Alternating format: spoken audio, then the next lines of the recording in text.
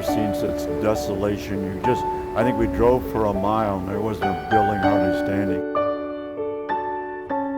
Nobody knew what was going on. They called the situation fluid, but fluid means that nobody knew anything.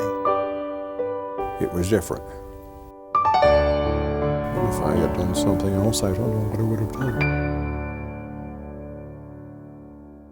With Steve Hammond of Walker, Michigan, and the interviewer is James Smither of the Grand Valley State University Veterans History Project. All right, Steve, can you begin with a little bit of background on yourself, and to start with, where and when were you born? Ionia, Michigan, 1964. Okay, and did you grow up in Ionia? Yes, I did. Born and raised, went to high school there, graduated there too. Okay, and what year did you finish high school? 82. Okay, and what did your family do for a living while you were growing up? Well, my dad worked for Consumers Power, it's Consumers Energy now, for over 32 years. And then my mother worked for the U.S. Agriculture office right there in Ionia. Okay. She's a federal worker. All right. And does your family kind of have a history of military service? Very much so, yes. Can you tell us a little bit about that? Well, do you want me to go as far back as I can up to the present, or? Sure. Okay. We actually do have an ancestor named Daniel Wilson on my mom's side that was in the Revolutionary War. Okay. I don't know much about him, but I'd have to do some more research about him. We have found some ancestors from the Civil War too. One I know for sure, he's buried over there on my dad's side, named Aaron Essex, at the Veterans Cemetery in Monroe. Mm-hmm. He served in the New York infantry and stuff towards the end of the war. Mm-hmm. And my son got all excited because we were in Boy Scouts. We put flags on the graves, and I made sure he put one right on there, and he started to find it if you've been over there. Mm-hmm. It's really hard to find our ancestors, but we found them. Mm-hmm. Fact is, me and my brother, he's a LDS member, and he knows all about genealogy. He told me about him being there. Now my dad and his three brothers who were in the military, 3 out of the 4 were, they couldn't find him. But there was an Eagle Scout, guy doing his Eagle Scout project, clean all them off, so me and my brother found him. Right. So ever since then, when my son Andrew goes, I make sure he puts it right on his grave, get his picture with him. So anyway, he was in the Civil War towards the end, and we've been finding letters from other ancestors too in the war also. There's one picture of one officer that we can't know where his name was, but it wasn't the family picture, so it must be some relative of some sort. Right. Anyway, to move on, my grandfather on my mom's side, whose middle name was Stephen, who was obviously named after, was in World War I. He trained down to Battle Creek, which I did later too. Back then, during World War I and II, as you know, that was an active duty base and stuff like that. So basically, he didn't actually go overseas yet, but he's considered as a veteran of World War I. And I got his picture, of course, too, when in his uniform. Then, of course, we get to World War II, and we took a big role in that, as you know. My dad was the youngest out of 4 brothers, and 3 of them, the 3 youngest, went to war. My Uncle Lewis was over in Leyte, the Battle of Leyte there in the Philippines in the Army. And my Uncle June, we call him, is Floyd Jr. after my grandfather. He was born on June 1st. He was in a transportation unit which was linked to Patton's Army later, but he hit the beaches of Normandy on the 2nd day when it was all over with. But he definitely was part of Patton's Army. You could tell years later, it's just that sort of attitude, but he definitely had a lot of good stories himself. And then of course my dad, being the youngest, and the oldest, my Uncle Ken, wanted to join, but he was flat-footed and they wouldn't let him in, unfortunately. But he still played an important part on home too. So anyway, my dad was the youngest in a farm in Ionia County, and what he did was he graduated high school in Ionia in '44, and he wanted to do his part because his brothers were out there. He wanted to do his part to help his brothers out and the nation. And my grandmother, of course, already had 2 boys out there, and you know how a mother could be. And what he did was he went to my grandfather, and my grandfather asked him, "You don't have to go because you can stay on the farm. You're the last one. Uncle Ken's married." Well, he didn't say Uncle Ken, of course, but Ken's married, and the other 2 are off to war. He said, "I want to do my part, Dad." Okay. And he let him do it. My grandmother, when she found out about it, was very furious with my grandpa and my dad. She wouldn't talk to my dad until the day he left for basic training over at Great Lakes in Chicago. And my dad told me these stories when Desert Storm was happening years later when I was in the Army Guard. And she finally talked to him on the last day, and of course, she was very emotional, you know. And anyway, my dad, after his basic training, it was all called boot camp in the Navy. He was on a train that headed out west because they didn't fly people a lot back then, obviously. His train was a little late, his ship that he was supposed to be on in San Francisco Bay there took off, so he had to wait.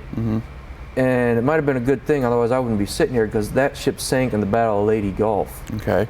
So then he joined the Seabees, and he always told me a lot of stories on that too. And when my dad passed away over 12 years ago now, my mom split up his letters he wrote to my grandparents 3 ways to all 3 of his kids. And I've been trying to go through them all. My brother's putting a lot of them together too. I gave him copies, so my sister, and doing that, of course, working full time like he does, and it's hard to get that together, of course. But anyway, what he did was, he was in the Seabees, he was one of the first group that started all that too, of course, in World War II. And he told me about his stories in New Guinea and Guam, how he's doing it.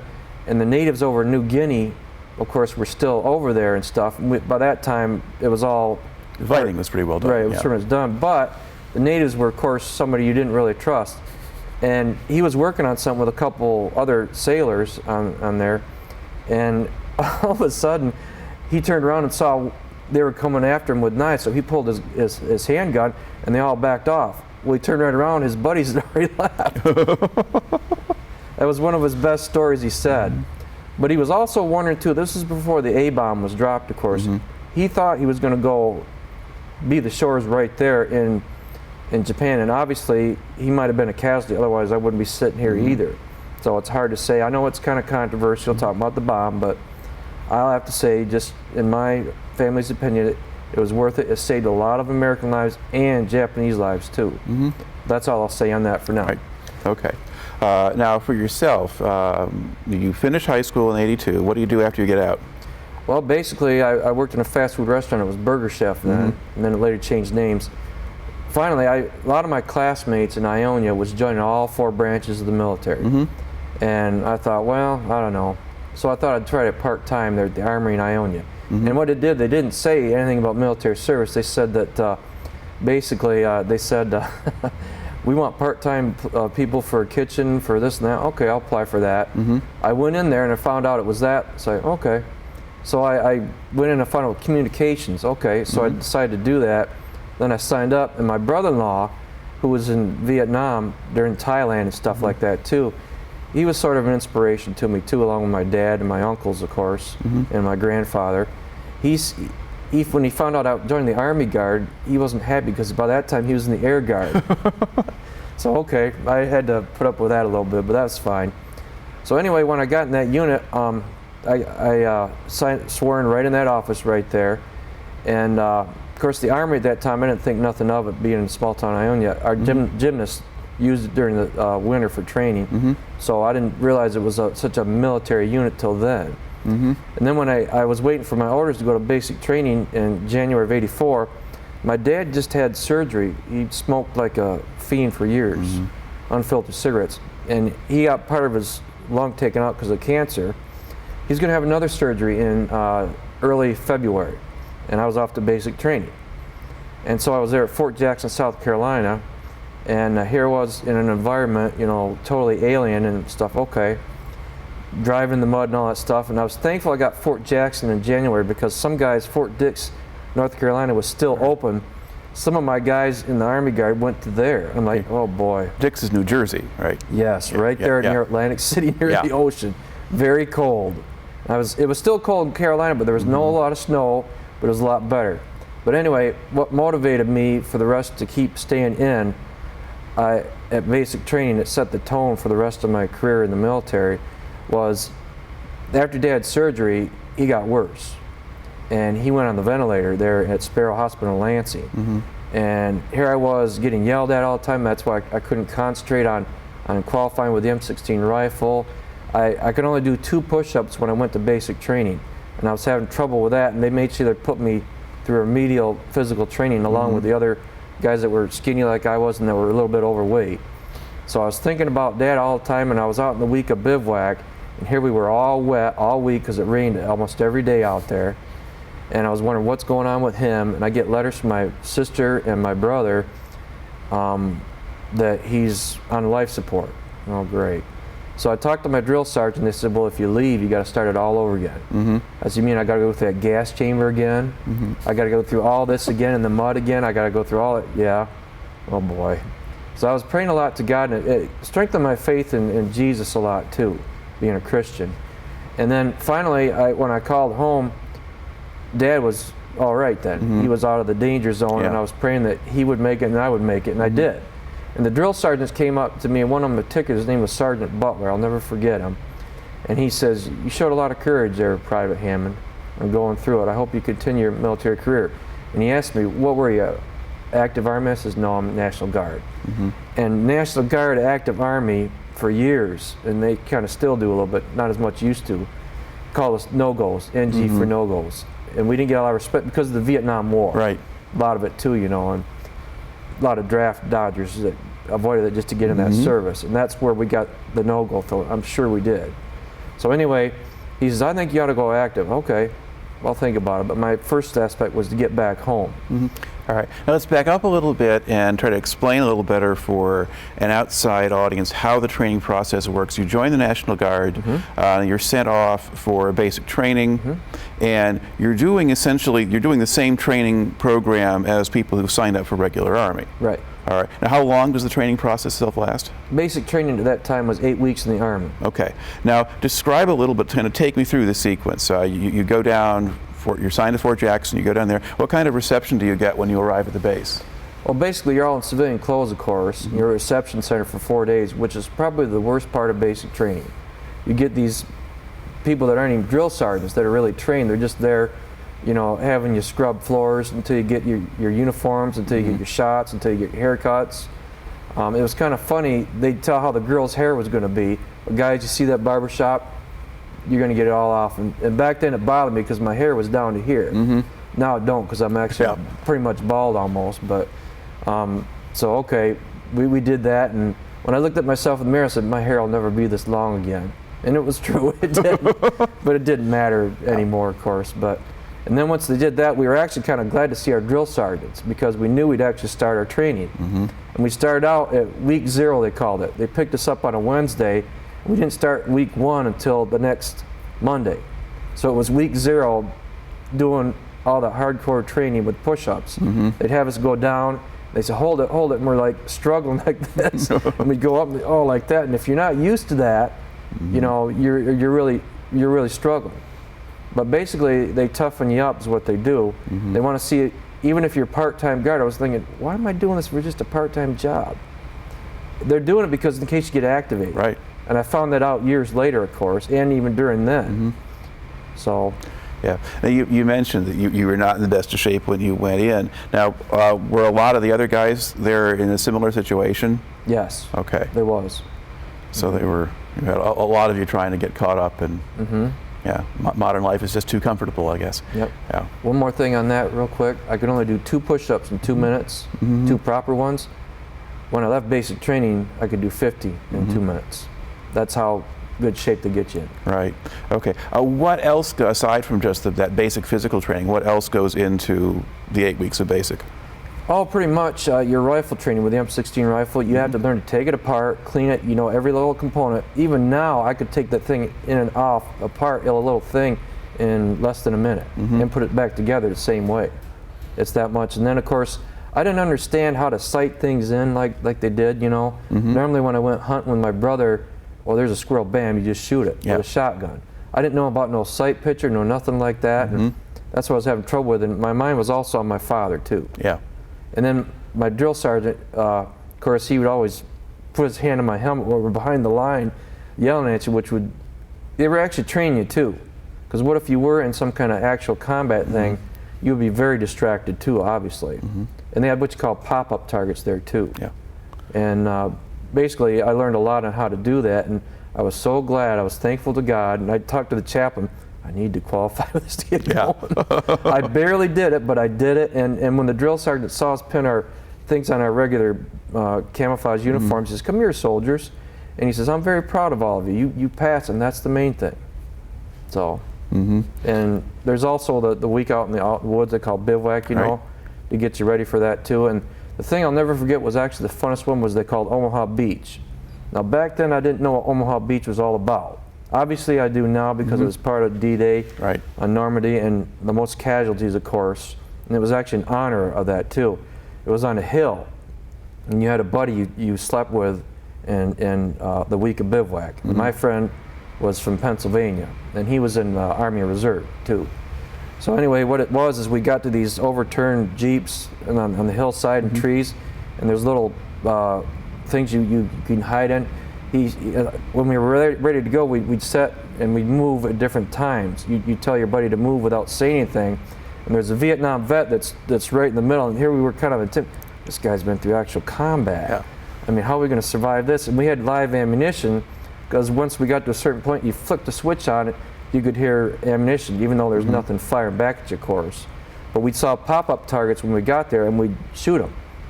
And then he was the one that we took out that was going to go up to a little bunker up top. I shot the silhouette targets down, and I shifted my fire so that he could throw a pop grenade in there, that's what they call it, and then the bunker's destroyed, it's over with. What happened though was I shot my pop-up target down, and another one came up, I was out of ammunition. Oh. And the guy was right above me. I'm like, oh no, he's going to flunk me being a Vietnam vet. He says, exercise over. You guys passed. And we were the first ones in that part of Omaha Beach. There's like 10 of them all along. And he says, you two will be my safeties, which what we did was the rest of the day, we went behind those guys to make sure the others shifted their fire to make sure nobody would get hurt, because some boys did, but we didn't. I heard some over farther end did, and they stopped the exercise altogether. And that's why I wish we would have more control like that with the military does with their weapons, especially with the stuff that's going on now. It really is, I think, I don't know how we could do it to gain control of that, but there's such a controlled environment all along when you're dealing with any kind of weapons at all like that.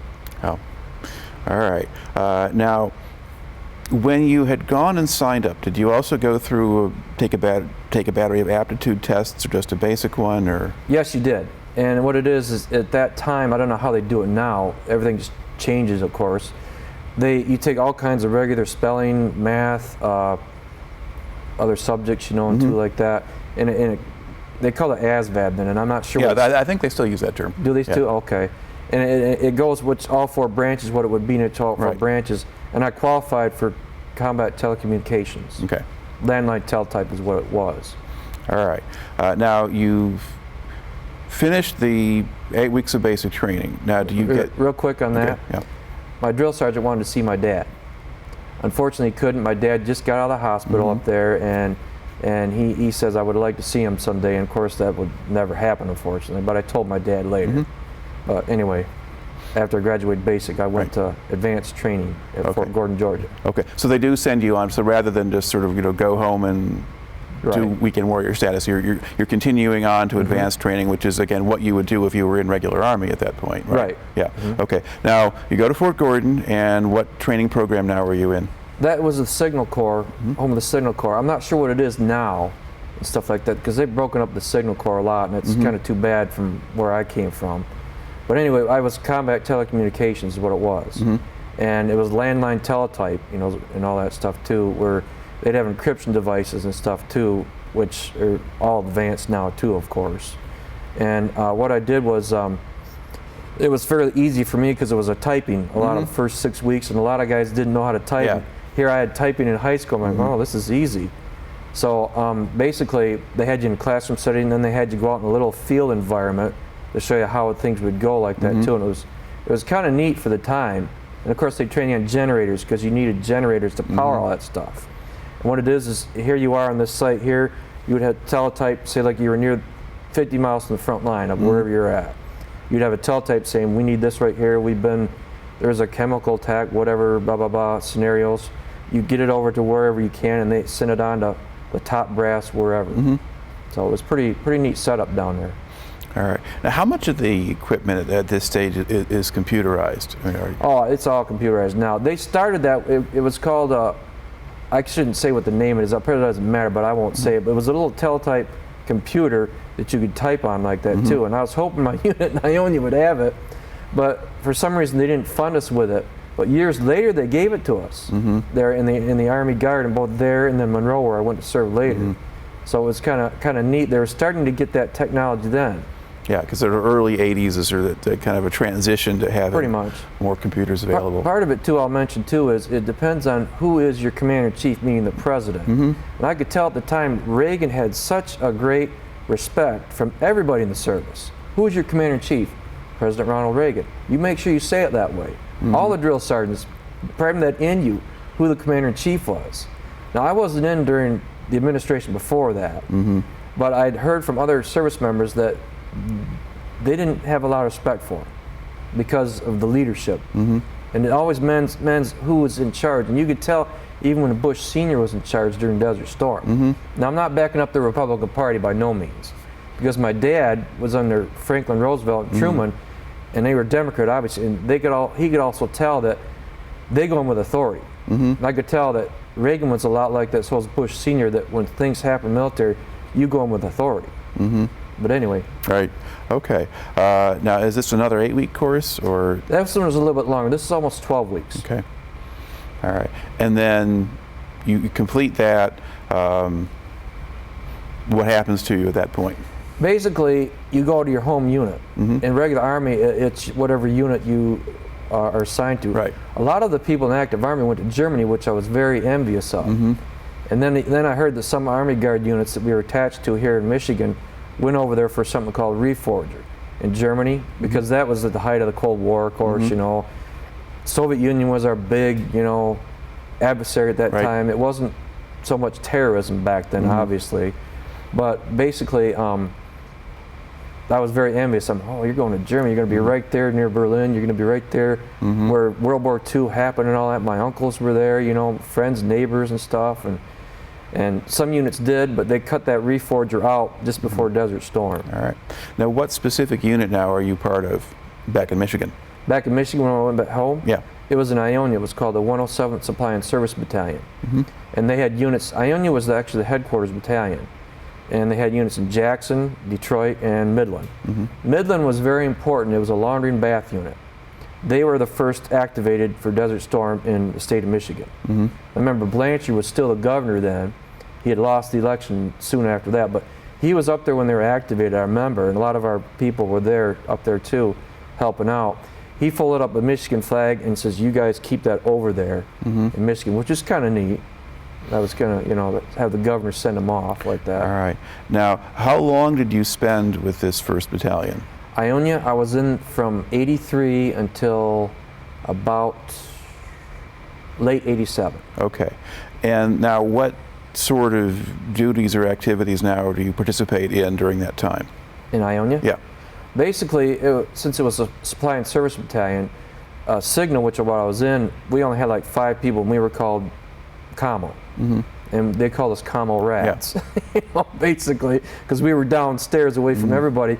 But we did, when we went up to Grayling or Battle Creek, we set up our own landline teletypes, or else I'd help the other guys in my communications unit. That's what we were, a section, communications section.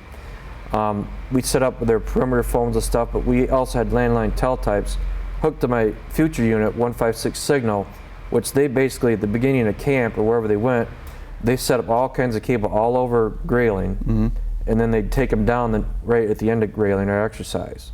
So we were hooked up to them whenever we went to Grayling or Battle Creek, on the Army Guard side of Battle Creek. Okay. And what sort of actual time commitment does this involve when you're in the Guard? How long did it take? Well, what are you like sort of on an annual basis, sort of how much time are you spending doing stuff with them? Basically, a lot of it was 1 weekend a month at the Armory, but when we went to Battle Creek, 2 times, it was like Friday afternoon to Sunday Sunday night, Battle Creek, because we had to set up down there. Right. Grayling was over about 2 weeks. Okay, so that's kind of was that usually done in the summer, or do they rotate times? It was back in the summer back then. Now, sometimes they would have units, in the Army Guard, basically, it was because of the state of Michigan that would be cheaper, because you're paid by the state of Michigan. If you're in like the Army Reserve or any other Armed Forces Reserve, Navy, Marines, Air Force, you'd basically be federalized. You could go almost anywhere, like in the U.S. or even overseas possibly, even at that time during the 80s. But we were always up to Grayling and stuff like that too, so. All right. And then during that time, did they ever send you out of state, or did you just stay in Michigan? Only when I went to schools, like I went to Camp Ashland, Nebraska for NCO training. And when did you do that? That was in '86. Okay. And what did that actually consist of? A lot of that was classroom training to get you as a leader, because basically you got your officers, of course, which run everything, you know, but they're mainly, a lot of it's paperwork, even though they know a lot of field operations, but NCOs are the ones that run the Army. I'm sure it's like that in the other branches too. It is in the Air Force too. All right. And so when you go through that, then what rank do you come out as? Or When I went through, the NCO school? oh, basically, I was like what you call Specialist 4, which is E4. Yeah. It would be for a sergeant, the next rank. Right. That would qualify me for sergeant when I'm up for a promotion. Okay. All right. And so you do, how long a training session was that? That was just a little over 2 weeks. Okay. All right. And then, I don't know, how quickly does one move up the ranks when you're in a guard unit? A guard unit, they don't move up as quickly. In active duty, you move up because there's a lot more slots, of course, that are open for it. Like I said, the Army Guard is a little bit different. It's military, but it's all by the state. And it depends on, it's a lot less slots going too, but at least you'd be ready for promotion when one happens and stuff too. Okay. Now, you stay with this 1st Battalion until 87, and then what do you do? Well, the reason why I switched units is because I could tell the training that I did at Fort Gordon, I didn't get much training as far. And it wasn't the unit's fault, that's just the way the unit is. My section sergeant, which I still keep in touch with, he retired as E7. He's in Portland right now, but he even knew that, you know, yeah, if you want to move on, go ahead. And I just got hired into the state and corrections down in Ypsilanti at one of the prisons down there. So that was down right where the heart of 156 Signal Battalion is, so I transferred down there. So I was very happy. We had all kinds of signal equipment that I could train on right then. Okay, so it's just more of the kinds of stuff that they really use as opposed to what you'd had back in Ionia. Right, yeah. All right. Now, how long do you stay with that unit?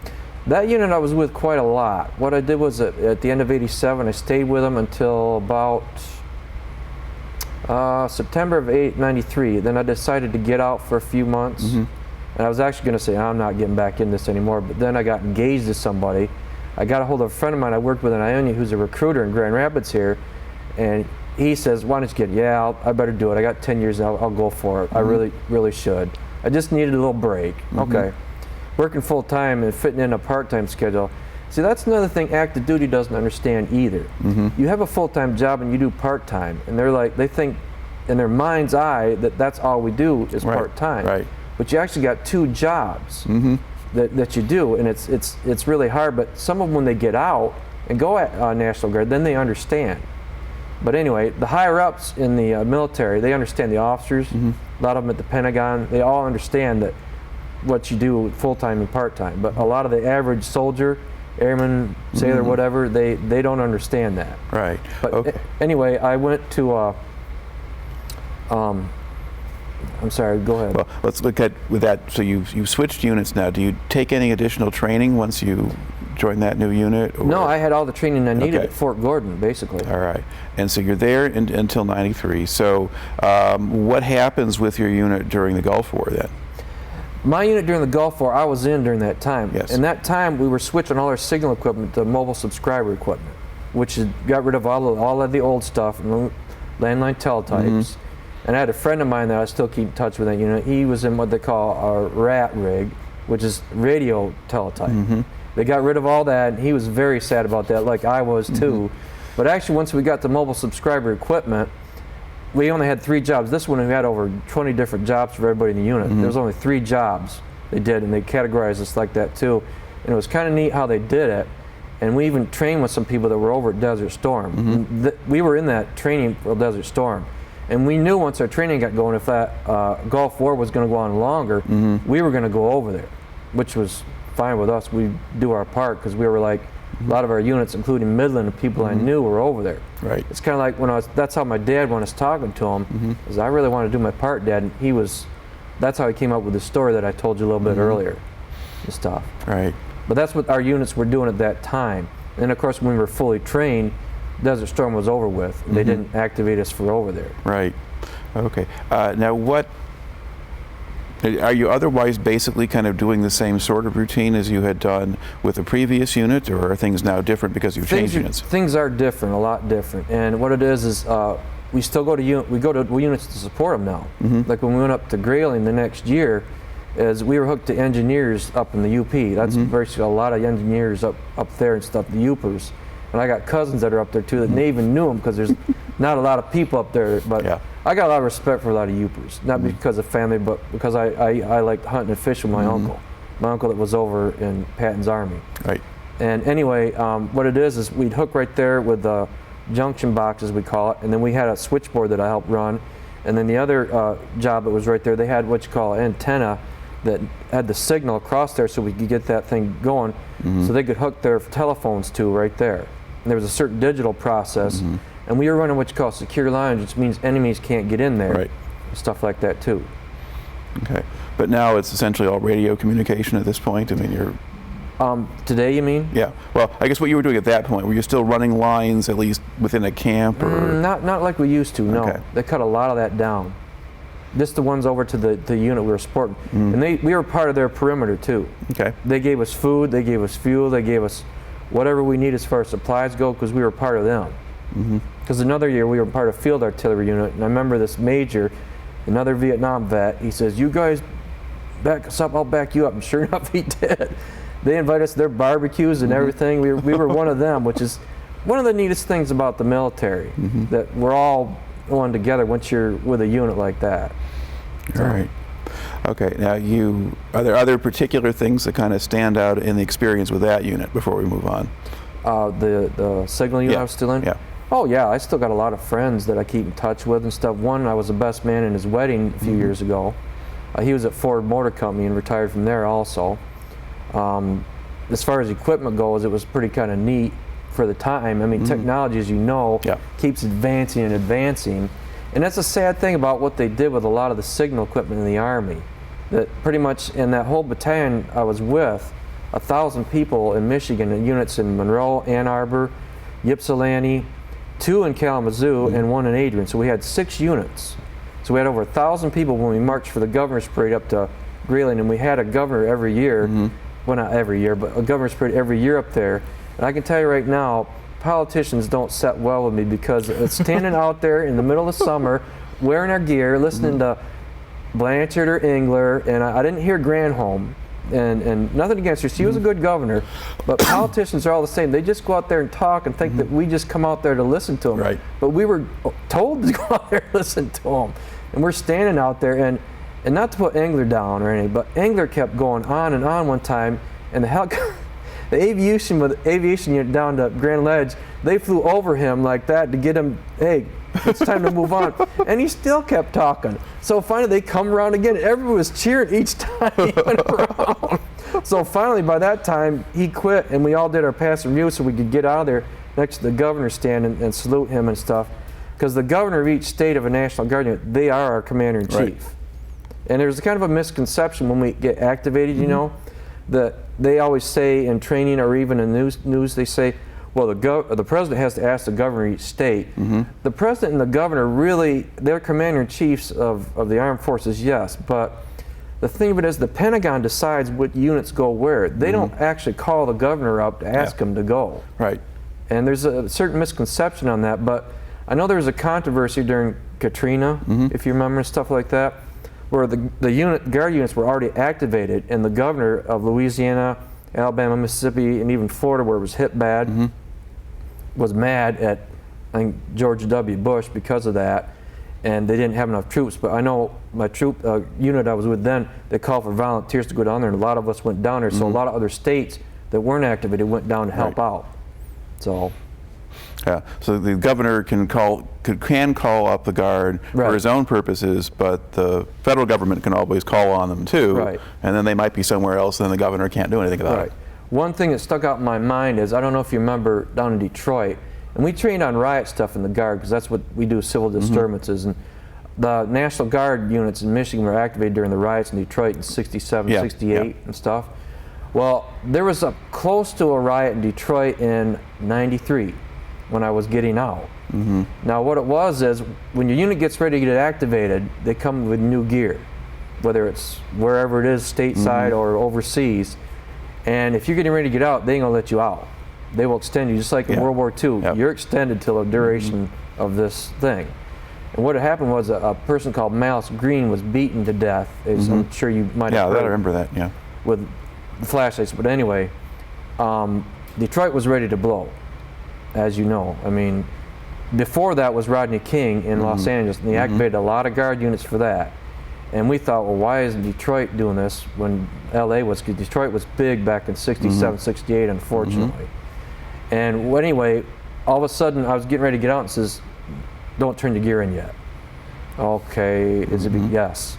All new riot gear came to us. We'd just been trained that year on that in Battle Creek and over in north of Monroe on this big training site we could use. And I'm like, oh boy, here we go. Fortunately, it wasn't like that. They convicted the officers that were responsible and sent them right to state prison, as you know. Detroit was ready to go, though, we could tell. And they let me out for the moment. Everything was calm. Thank goodness for that. All right.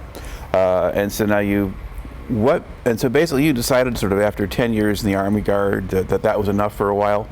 But then you reconsidered and then you wind up joining the Air National Guard.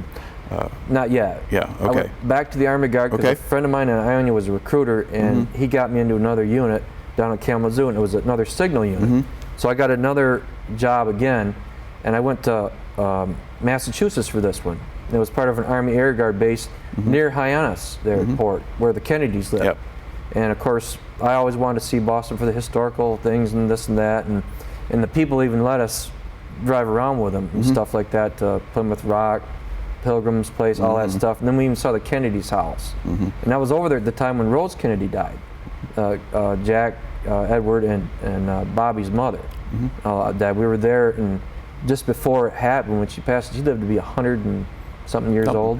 But anyway, it was kind of neat just being there, knowing Kennedy was a good military man too, obviously with his Navy crosses he earned in World War II and stuff, with his heroic things on PT 109, as you know.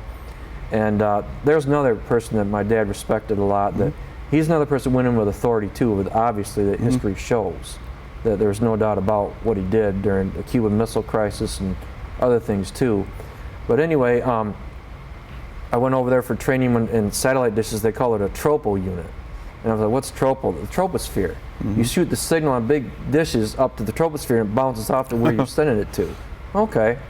They got rid of that too, unfortunately. Then after that, I went back to my old unit, Monroe, to mobile subscriber equipment. And from then, my brother-in-law, who was in Vietnam or Thailand and all that stuff, and was mad at me for the Army Guard years earlier, he was full-time Air Guard at that time, in vehicle maintenance, which is motor pool for the Air Guard at Battle Creek on the Air Guard side. He asked to borrow my camera. Oh, sure, where are you going? We're going to Hawaii. Oh, you and my sister Ellie going on a vacation? No, I'm Air Guard unit. We're being deployed. Where? Hickam Air Force Base, Pearl Harbor? Yeah. Oh, wait a minute. That's it. Give me the recruiter's name. I'm going to the Air Guard. So that's the big point of me going to that, right over there. But my first deployment with the Air Guard, Alpena, Michigan. That's like the Air Guard version of Camp Grayling. Okay. A little bit smaller, but. All right. Now, joining them, are you still doing communications work? No, the communications was all done when I went over to the Air Guard. Okay. So now what have you got to do instead? Basically what I did with the Air Guard was I asked the recruiter, not knowing anything about the Air Guard, I said, I want to travel. I really want to go around. I want to go overseas like my dad did, my uncles, my brother, and all that stuff. Okay. You stick with aircraft maintenance or munitions, you're going to travel. You'll go with the planes. Okay. Not knowing what was going on, I worked on the A-10 engines. They took the engines off and I worked on them for a year. But for some reason, I didn't care for it. And wherever the A-10s went, that's where you went. I just didn't want to go wherever they went. If they just went to Saudi Arabia, that's where you went. If they went to Kosovo, that's where you went. So anyway, I heard of civil engineering. And I'm like, okay, I want to check this out. And that was like the Navy Seabees, the Army Corps of Engineers. Basically, I would use that stuff around the house, like plumbing, carpenter work, electrician. So I decided to take plumbing, which is utilities. And then I went over there to that unit there too, the civil engineering. And that's what I did to the rest of my career in the military. All right. And so basically, what dates then are you actually in the Air Guard?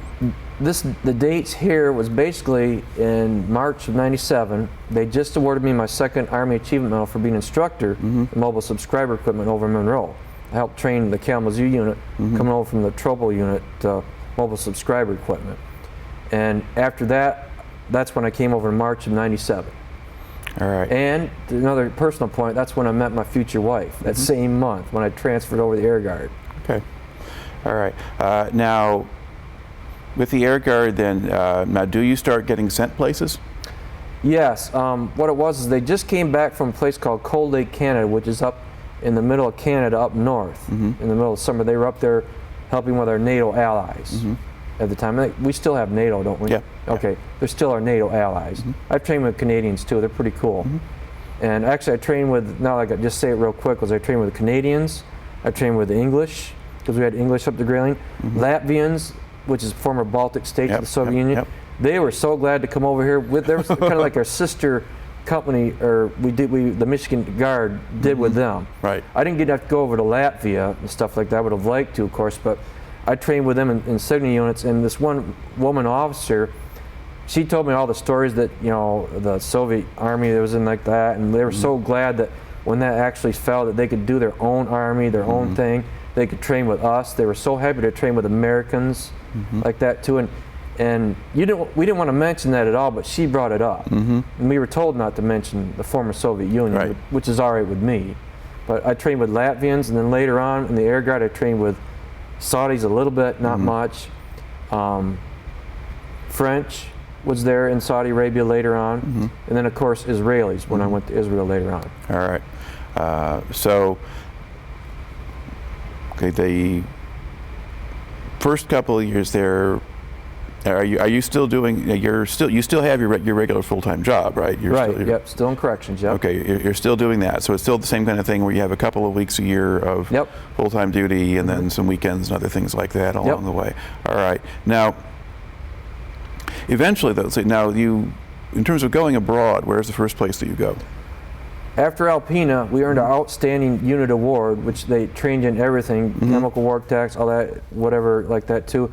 We earned an outstanding rating, the highest you could ever get, and we were all so happy to do that. That means that, you know, you're ready for anything that could happen to defend this nation, which makes you feel good. In civil engineering, we're different from where the Air A-10s and the aircraft do in the Air Force. One of the most important things that civil engineering does, actually the most important thing to do, is of course construction. But in a combat situation like that, we do what we call triple R, they call it, rapid runway repair. If a runway's bombed, we go out there after the attack's done, we repair the runway. We have a certain amount of time to do that so we can get the airplanes up and over to the enemy to take care of business. We do that with all kinds of, we fill in rock, with front end loaders, excavators, all that. Later on in the next exercise, we did that after I was overseas. I helped run dump trucks, dumping all kinds of grass and gravel, not grass, I'm sorry, dirt and gravel and rocks down there too. And it depends on who was running the crater repair, high-ranking NCO. He told me what I got over on the radio. And we're doing all this in chemical gear. It's what we're doing. So you had to get that microphone right to your, okay, would you say like that, you know? And it was kind of fun. And what it was good training because it was hot during the summer. And we had guys that were as young as 23 passing out. And it was almost like an actual real thing. And it was real world things that were happening because the poor guy, he set his front end loader down, otherwise he would have fell right in the crater with the thing. And he took his mask off and he was like this. One of the most scariest things in anything in the military, we dropped everything we did. We took our masks off and went and got him right out. We stripped him right down. I yelled at a major. I don't yell at officers. I yelled at an active duty major. You call right now, ambulance. Do it.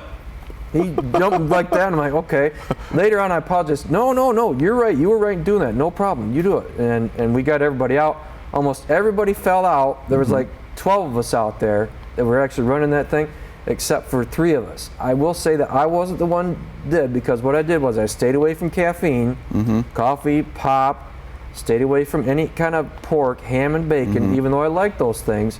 Alcohol too. I stayed completely away from that. A lot of guys didn't. I made sure I got myself a decent amount of sleep. Not a lot, but a lot of guys, they busted their rear ends for the unit, which is good, but they didn't allow themselves enough sleep, and part of that with the heat came right on them, unfortunately.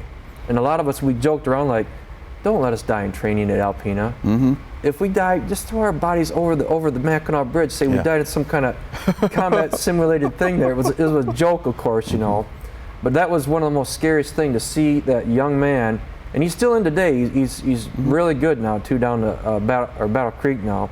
To see him with that front end loader just barely putting it down like that and his head back like that, just sweating. You could even tell from far away he was sweating barely.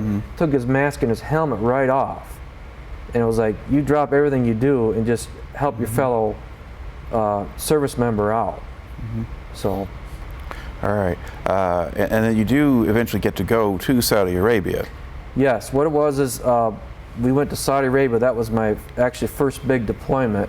I actually went to training down at Shepherd Air Force Base for my job specialty in plumbing. And this is where I like it, how they're doing it now. They're combining the forces instead of you being this and that, you know. And of course, we have nicknames for each branch. You know, the Navy's the Squids. Yeah. Army's ground pounders. Air Force, I can't remember what it is. Marines are jarheads. But anyway, we had 3 of the branches there: Army, Navy, and Air Force training right there. And I was one of the highest ranking enlisted in the class, so I was one of the class leaders. Right. And you're there learning plumbing with everybody. You're right there with the Navy and stuff. And I told a lot of the young recruits, because you get all the rivalries there. And I finally told them right at the end. I says, "Listen here." I told right in front of the class and the instructor, "I got to talk to the class." Okay, we're all one branch here. What does it say? It says U.S. on here. Okay, we're all one team. I says, "Are you going to say when you're in combat because that man is a Marine over there and you're in the Air Force, you're not going to help him out?" Come on now. Well, no, that's what you got to think about. Sure, I have rivalry too, but you know, they're all our fellow service members. You got to look at it that way. Them being young, of course, I just had to say that, and the instructors liked me for doing that too, of course. But. Okay, so tell me about the deployment to Saudi Arabia. When do you get the orders for that, and what happens? What happened was I just got trained. I got married in '99, May of '99, and then I got deployed for 3 or 4 months down to Air Force Base in Texas, Shepherd. I did that, got deployed down there. I passed that course and stuff, got back, which was rough on married life too, by the way. Then of course my wife gets pregnant. And then I found out after she gets pregnant, I'm going to Saudi Arabia in July of 2000. And she's 7 months pregnant when I left. And so I went over there in an extreme amount of heat. We went from Battle Creek to Detroit to Baltimore to pick up other people in the U.S., Baltimore over to Ireland, and then in Ireland over to Egypt.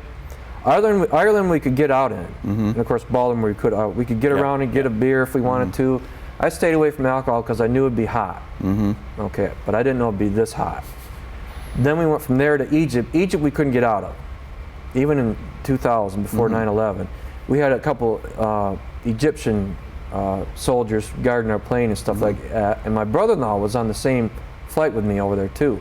And he says, "What's going on out there?" "Oh, we can just go out on the entryway here, but we can't go any farther because that guy's got a loaded gun, I'm sure." Okay. And that what kind of made me whine too, because you know there was terrorism back then. Like, can we trust these two out here? I thought. And then all of a sudden on the plane comes some Egyptians, you know, exchanging supplies and stuff like that. They've been cleared too, I thought. And it's like you're kind of on the edge there. Here you're in the Middle East, like okay. And then after that got done with, of course, when he looked at us, we all waited. He waved back like, okay, seems friendly enough. So after we left Egypt, we went to drop some guys off in Kuwait. At that time, Saddam was still alive, of course, and still kicking up his heels on a lot of things too. But we had him contained with Northern Watch and Southern Watch, and that's how we became a part of that. And from there, from Kuwait, we went to Saudi. Now we left for Saudi in the middle of the night. And what it is Saudi Arabia, even then, intelligence must have had something about terrorism and terrorists from Saudi. Because we went over there, our windows had to be shut and the lights had to be off. And a friend of mine, who I still keep in touch with today in my guard unit, he's from Muskegon, named Al DeGroot. He was in Vietnam. He was Army Ranger. And what he did was he was always pretty gutsy anyway, and he'd say what he wanted to say. He looked out the window, he told me we had like a 2-plane escort going right into Saudi. Okay, this is the middle of the night. And when we landed in Saudi, of course, they went through our bags like this, and they told us because it's a strictly Muslim nation, you can't bring a Bible with you. It has to be manifested in with the chaplain. Okay, so most of us brought Bibles, had to be manifested in with the chaplain. No crosses of any kind, Star Davids, this and that. The big thing with Saudi is, of course, alcohol. We couldn't have that, but we wouldn't carry that with us. Big thing with them is pornography. And obviously, Playboy, Penthouse is banned in that country, which is fine. But they even consider the swimsuit issues of Sports Illustrated as pornographic to them. And women playing basketball, showing their legs and arms. So you couldn't have a lot of that. So, okay, I had a lot of U.S. News and World Report magazines I needed to catch up on, so I brought them with me.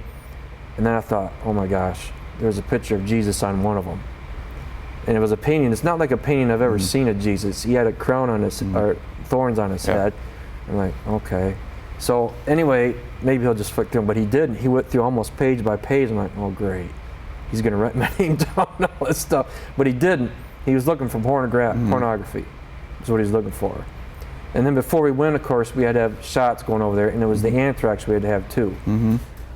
Now, it didn't bother me any, and I know there's a lot of stories of how it affected people. There's a 6-shot thing of what it was. We had to have 3 before we went over. So I had 3, and all it did was just a little hard spot when they did it, maybe a little red, and it really didn't bother me at all. So when we went over there, we were supposed to get our 4th shot. And there's 2 lines as we're getting processed in, and I was at the end of the line with my friend Al DeGroot from Vietnam, and he says, Steve, get in this line here. Why? They're giving shots. And okay, so we got in that line. They didn't give the 4th anthrax shot on that line, but they did this one. But if you get 3 anthrax shots, I think you're good to go. That's what those are just like backups, I think, the other 3. So anyway, we're over there in this extreme heat. When we got in Kuwait in the middle of the night, let's get away from this engine. It is very hot. We got away from the engine. It wasn't the engine. It was 110 degrees at 1 in the morning in Kuwait. Okay. When we got to Saudi at 8 in the morning, when we went to work the next day after we got there the first day, it was 120 degrees in the shade. And I delivered water to the non-potable water with an active duty person to all the toilets outside which needed water for flushing and hand washing, stuff like that. And I'm like, good grief. We had a bunch of Camelback and all these little water bottles and stuff like that. And I says, what do I do? Just keep drinking water. Okay. And of course you have to pee a lot too, if I can say that. Yeah. And they said, keep yourself hydrated. If you're not peeing, you're not drinking, you need to keep yourself hydrated. So I was down on at least 2 of those things every half hour. Every half hour. And I was with a woman that was so used to it. She'd been there for 3 months active duty. She says, come on, we gotta get going. Listen, this is my first day. You have to slow down. If I pass out, you got to answer to the higher ups why I passed out. I'll get acclimated after a few days, but you got to give me a break. She finally did. She understood, but she was so used to being in that climate. But once I got hydrated so much, at the end of the first week, I got used to it. And thank goodness I did. But I don't know how anybody can live over there. It's so extremely hot. And it makes you appreciate this country being over in that environment. And so many strict rules in that, and it's the kingdom of Saudi Arabia. It's not the nation. Right. Kingdoms, as you know through history, are different than what nations are today. And a lot of people that haven't been to places like that in America should visit that place. Now, I'm not putting Saudi Arabia down or anything, but that's how they live, and that's fine. That's how they live. They enjoy that. That's fine. But people over here take for granted our freedom. And there's not much freedom over there compared to our nation. Right. Now, your base, that was outside of Riyadh, sort of Prince Sultan, south of there. Middle of the country, all right. And how long did you spend there that time? Almost about 3 weeks. Okay, so just a few weeks there, all right. And did you just stay on the base the whole time? Yeah, we couldn't go off the base. We were ordered to stay off the base. We couldn't do any sightseeing. Yep. I would kind of like to do that, to go out, you know, but we couldn't. The guys up in Kuwait could do that. Kuwait's a little different up there. You could go out and visit wherever you wanted to. A lot of guys went and waited there in the Persian Gulf, you know, like that. But basically what happened was only a few people every month got to go to Riyadh on active duty. They wouldn't ever let the guard do that. And my partner, she went to Riyadh for shopping in one of the malls. I guess their malls are really nice over there. They really are. And they even have ice rinks over there, I guess, too, which kind of surprised me for Saudi. So anyway, what it was is they had to wear a cover, even the guys did. Yeah. And the women had to have it over their head, too, of course, which they didn't like, which I don't blame them any. Anyway, she was so used to window shopping that she went ahead of her group. she was checked by a lot of Saudi men saying, "You fall back of them men. Women do not lead in this country." I'm just shopping. But that's not the way they think over there. And it's like, so she had to fall back in. I'm like, good grief. And I know Senator Carl Levin from our state was looking into something like that because a lot of women felt like they were being harassed on, even though that's their law as it is. Right. And we can understand that too, but that does seem a little extreme like that too. Okay, she really wasn't leading, she was just shopping. Right. But that's not how they look at it in nations like that. So Yeah, this is kind of a cultural experience, I guess. basically, and another thing they said too that I'll mention too is on Fridays, if anybody goes to Riyadh on Fridays, stay away from public executions. And public executions aren't like the electric chair, lethal injection. Beheading, right? Yes, beheading, And if they know you're an American, they'll put you right up front to look at it. Because that's happened before. One guy says, yeah, I'll never forget that. I said, why did they behead him? Did they kill somebody? Did they steal? Did they rape somebody or something? No, what it was adultery. You're kidding me. Adultery? And now I was over there during the Clinton administration. And of course, I'm not getting into what Bill Clinton did. Yep. He did a fine job in some areas, of course, but I'm like, wow, good thing our president wasn't aware, Yeah, all right. Now, so that when do you then go home from that? Basically, it was the beginning of August, and my wife was so sad when I said goodbye to her. I'd call her here in Grand Rapids at work because it's like a 12-hour difference almost over there. No, it's 8-hour difference. And that's what kind of gets me too, but I'll tell you that later on my next appointment and stuff like that. We're going through time here, but anyway, she was so sad because here she was pregnant. I'm like, oh my gosh, I can't hold her hand while she's over here and stuff like that. But when we got back, what it was is we went the exact opposite way again, The guys from Kuwait came to us this time, and then we went to Egypt. Couldn't get out of the plane then. Back to Ireland, like that too. And I had a beer that time, Came back to the U.S. And when we landed in the U.S., it's like this every time you come back to the U.S. The pilot said, and we were like in a commercial plane, which we could watch movies and stuff like that. We weren't in C-130s, but I had to travel that later at Israel, which I'll explain later. When we landed in the United States, the pilot says, "Welcome to the United States." Everyone got up and we clapped. Yep.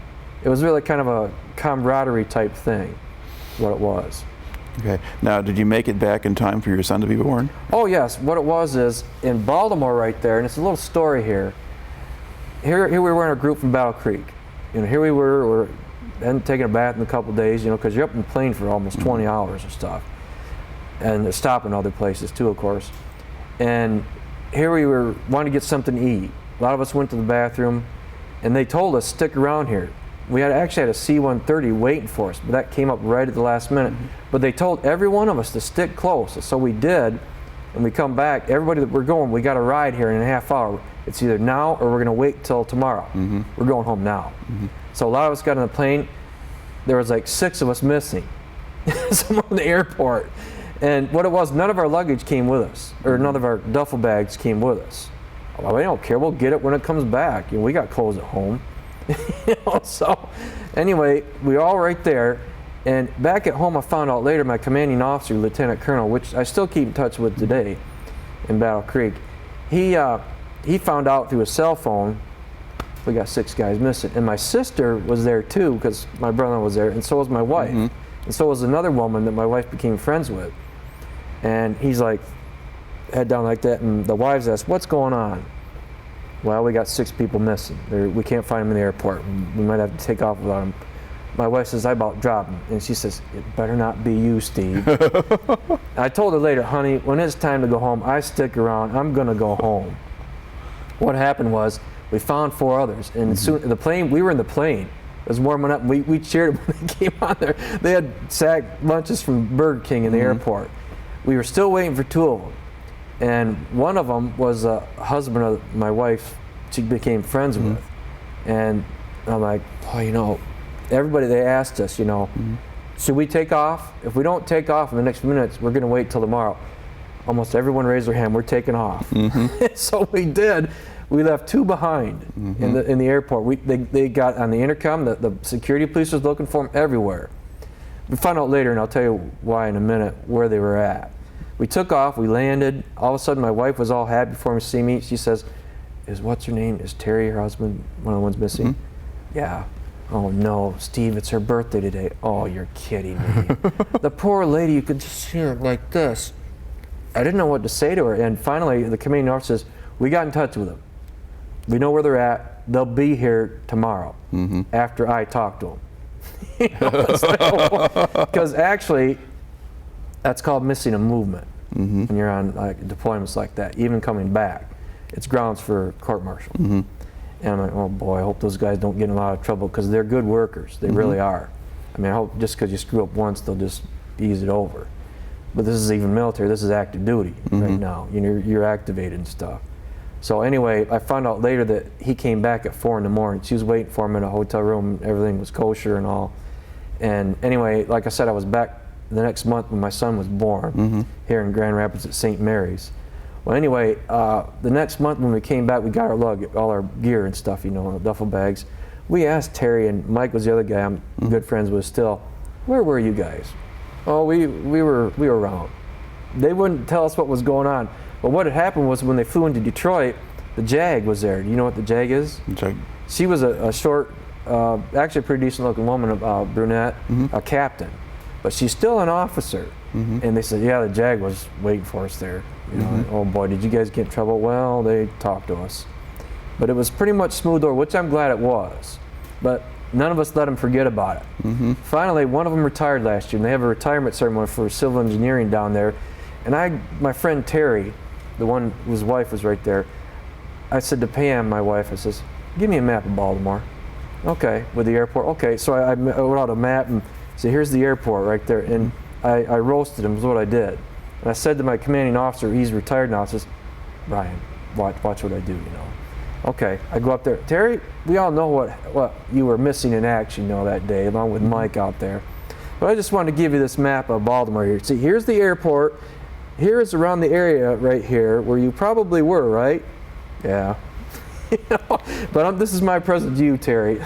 But it was kind of funny how that all went and stuff, but everything was all right, and we can roast him on it. And my other friend Mike is still in. He's going to get roasted by me too, and a few others too. We're going to get him something special too. But they did finally tell us where they were at that day. They were off to a bar outside the airport. Okay. So, all right.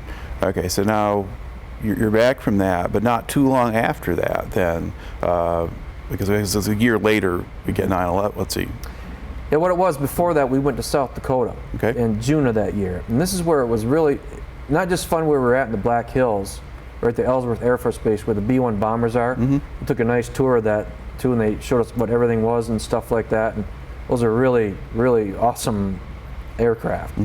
But anyway, it showed us what civil engineering does. And what we did was everybody worked together in the Guard. In active duty, when you're in your section in the Air Force and civil engineering, you just work with your section. In the Air Guard, in our unit anyway, okay, you're a plumber, you're an electrician, you're a carpenter, you're a heavy equipment operator, you're this, you're in one group. This is your project here. Gutting out, doing this, putting up walls. You're over here, you guys are putting in this group here. You guys are putting in floor tile over in here. You guys are putting in, this group here is putting in sidewalks, blah, blah, blah, like that. And we put in a whole new deployment center for them at Ellsworth Air Force Base. They loved us for it, which we loved them too, because they gave us all kinds of vehicles to go see Mount Rushmore, Crazy Horse Mountain, Custer State Park, the Badlands, Deadwood City. Little Bighorn was 3 hours away. We got to see that. Devil's Tower there in Wyoming.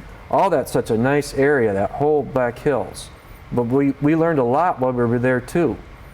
And then, what is that? After that, we came back home. And then a few months later, of course, 9/11 happened. And I remember that day too. I didn't call my commanding officer up because I knew the phone lines would be busy down there. But my wife, of course, everybody remembers where everybody was at. It's one of those moments. Yesterday was, of course, the anniversary of the unfortunate accident of the Challenger. And everybody says where they were at that time. And I'm explaining to my son, who's 12 years old now, about these events. Of course, he was just not even a year old, almost a year old at that time. And we had just bought in our house there in Walker, and my wife woke me up. In the back of my mind, I knew how lax our security was in this nation. And before that happened, a year before when I was in training, 2 years before in training in Shepherd Air Force Base, I was watching a movie about Pearl Harbor, Tora Tora Tora, later Midway, all that led up to Pearl Harbor that we had clues on, of course, as you know, as being a historian. A friend of mine from Indiana that I was with, he says, that'll never happen anymore, Steve. Well, you know what? My grandparents and my parents have told me that grew up in this era, they never thought Japan would have got that far. How do you know? You can't rule that out. If something like that happened, we don't know what it is. And sure enough, when 9/11 happened, that's the first thing I thought of. Obviously, flying in like they did Japan did, terrorists would be shot down before they got to our shores. What better way to infiltrate, to have us train the pilots and hijack them? And before that, as you know, 9/11, hijacking, people just sat still and they got safe. We never knew they'd use them as bombs. Yeah. And that was the sad part about that whole thing. Of course, the last flight overtook it, of course. They knew it was going to happen. Very heroic. All those people died as heroes, everybody, in 9/11, of course. And it was just, I always wanted to see the World Trade Center, of course. And of course, just to see that come down, I'm like, wow. And Peter Jennings, I watched ABC that morning, I'm like, he was floored. He lost it. Yeah, he did. Yeah. And Dan Rather, I'd never seen Dan Rather lose it like that either. I'm like, it was so emotional just for them to be there to watch it. And my wife woke me up, by the way, and she told me the Pentagon's been hit. What do you mean it's been hit? A plane ran into it from terrorists. What? So I got on there, and then I saw the burning buildings, of course. And of course, I was up most of the day. I worked nights at the time there in Ionia at one of the state prisons. And sure enough, I'm like, how are they going to get those people out of there? And of course, they did. Yeah. And I was on the phone most of the time with my wife, and I says, honey, I think the buildings fell. What? I can't see one of them anymore. And it did. And that's when Peter Jennings kind of just, oh my God. And honey, the other one's going to come down to, I hope those many can get out of there as they can. And anyway, it's a day, of course, anybody in America is never going to forget. And I knew right then, and that's what made my wife scared, that I'm going to get activated, of course. And I'm like, Pam, you're a service member's wife. That's what I am. And as long as I am, that's what you have to put up with. I know it's hard, but that's basically what they have the military around for. It's for situations like this.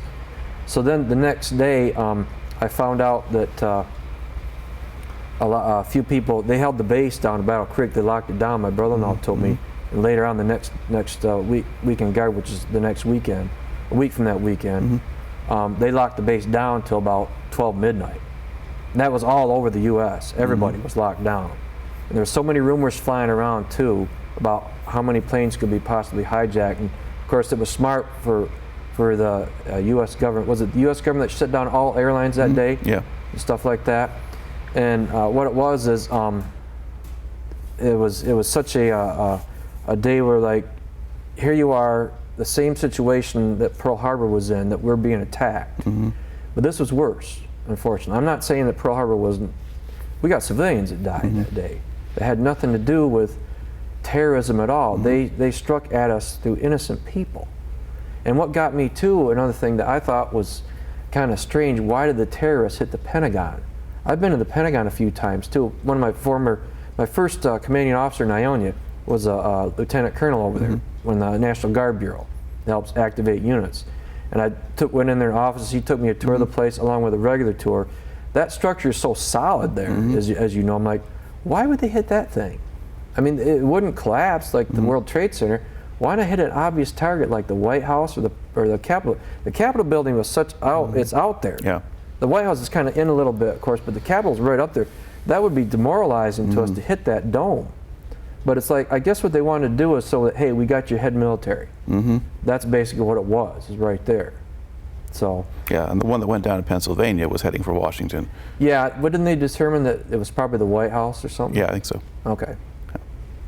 Yeah. Well, you know, I mean, they were from some other country. I mean, they maybe hadn't done the math well or something. But, right. Yeah. All right. Now, what actually does happen with you? Does your unit get activated, or what goes on? Well, actually, you know, Bush and all the military leaders had to figure out what our next plan of action was. And I guess the training camps were in Afghanistan or something like that. And that was the main target, obviously, to go after them and maintain some control in Afghanistan. And what it was is, when I went to the first guard drill after that, it was tight security, real tight everywhere. In the Army Guard base, you could drive on there and drive off if you want. Not anymore. It was all guarded like that, and they brought up fences even now. You have to show an ID, and even when we were in uniform, we had to show IDs and stuff. And everything was so tight for a while, and they even had planes come over there in case we had some attack here in Chicago or Detroit that were on loan from Selfridge Air Force Base, fighter planes. And they had little modules right there that we did the plumbing on them too and stuff like that to fix them up for them, civil engineering. But we always went over there. They had regular TVs right there if they weren't on some kind of patrol and stuff. We actually had they had volunteers for people watching the A-10s over there. Because the A-10s you could easily get into at that time, but they had actual guards right there along with regular security. So we beefed up our security at that Air Guard base enormously, more than I've ever seen in the time I was in the military anywhere in Michigan. Of course, like I said before, with Pearl Harbor and 9/11, who'd ever thought that would happen? You don't know if Michigan might have been a target or not, you know. So. All right. You'd mentioned before we started the interview that you actually sort of did some kind of security work or planning or whatever for defense, some kind of defense or security system. When does that fit in the sequence? Is that later? Or? That was later, yeah. Okay. That was for another exercise up to Alpena. Okay. All right. So it's going to follow then. So the 9/11 happens. They're trying to sort out what they're going to do, and then what happens with you and your unit then? Well, basically, I just called my commanding officer at the time. Or actually, I asked one of the high NCOs that worked full time. I'll just start packing my bags, okay? Yeah, just do that. We don't know if civil engineering is going anywhere or not. The A-10s will probably go somewhere and stuff like that. And civil engineering, we're part of our civil engineering unit is the fire department at the base. They got activated first to Pakistan, like that. So they went over there for about a year to Pakistan. For whatever reason, I'm not sure. But anyway, they went first, and then of course later on I heard the A-10s went over there too, and of course all the support went over with them, which is maintenance, whatever like that. We didn't get activated for that either, and stuff like that too. Later on they called for volunteers when we went into Iraq, of course, and settled bases with building and stuff. But anyway, after 9/11, what we did was I had a deployment down to Barksdale Air Force Base. That was one of the spots where President Bush flew from Tampa, as you remember. Right there, and of course we did our regular fix it up projects type thing there too and stuff, and we had rumors that we were going to go back to the Middle East sometime as part of the expeditionary force again. Of course this would be a lot different after we were there in 2000. So anyway, we fixed all that up over there and stuff like that, did our stuff at Barksdale and stuff, and then after Barksdale in Louisiana, then we found out we were going to the Middle East again. And they wouldn't tell us where. Okay, we'll be there for about a month. Okay, this is in 2002. Okay, we did our deployment in that spring to Barksdale, so we're going to leave around Thanksgiving, Christmas time. Okay, so finally they said if you come to us, the head ups right there at Sylvania, we'll tell you where you're going, but don't tell anybody. Okay. Not like a James Bond type thing, but basically, I come ask them, where are we going? You're going back to Saudi. Okay. All right. But don't make it widely known. You can tell your wife, but okay. And my brother called me up and asked me, why can't you tell me where you're going? Well, one thing, we're on the phone now. If I tell you, you're going to tell somebody, hey, I hear this guard unit from Battle Creek's going over there. With terrorism, you don't know what's going to happen and all that stuff too. They always told me years before at basic training in the Army, when you're talking on the phone, the enemy is always listening. Always remember that. Whether he is or not, or she is or not, he's always listening. And it's a good thing to do because, you keep it as quiet as you can. Of course, my wife let it out one time when we got pictures as a family before we went in my uniform. Oh, he's going to Saudi Arabia. Okay. At the mall at Rogers Plaza. Yeah. Okay. Honey, just keep it down.